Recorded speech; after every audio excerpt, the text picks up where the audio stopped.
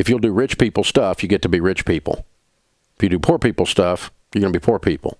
If you're rich people and you do poor people stuff, you become poor people. If you're poor people and you do rich people stuff, you become rich people. If you want $1 million, you'll make $1 million, not $1.5 million. If you want 10 million, 100 million, and you'll never exceed that. If you change 1 billion lives, that's a formula to become a billionaire and change the world. Time costs lives. Show me your friends and I'll show you your future. You want to know why you're all f***ed up? Just look at the bums you hang around with.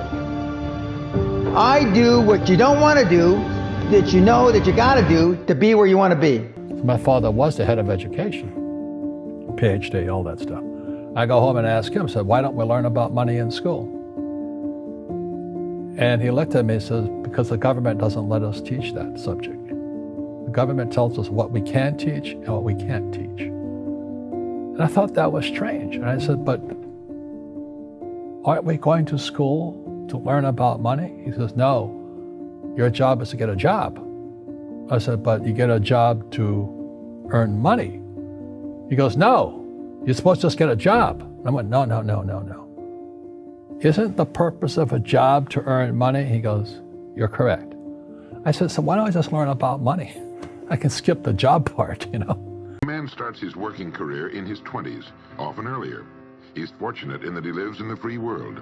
He has better than 40 years to make the grade financially in the richest country on earth. Yet, according to the statistics, only about 10 out of 100 will be financially secure by the time 65 rolls around, and only about 4 men out of 100 will be financially comfortable. You're probably working a job right now, one that you got from the degree that you studied for in university. You probably don't have much in savings, your living expenses seem ridiculously high, you feel as though you're not paid enough, you have credit card debt that needs taken care of. Maybe you're a student, studying for a degree that you hope can land you a job that you hope can bring in some good money. You probably don't have any savings, only a pesky student debt hanging above your head.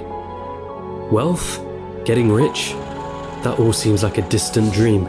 How did they do it, you ask yourself? Seeing all those millionaires, billionaires, especially the ones who got there at such a young age, it baffles you, it makes you angry. They got lucky, they were born into wealth, they cheated their way to the top. That money doesn't make them happy. Money is evil anyway. I'm not smart enough, I'm just unlucky.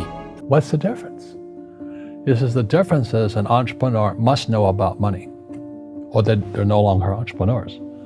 And it says an employee doesn't have to know anything about money, because the government will take care of them, the company will take care of them.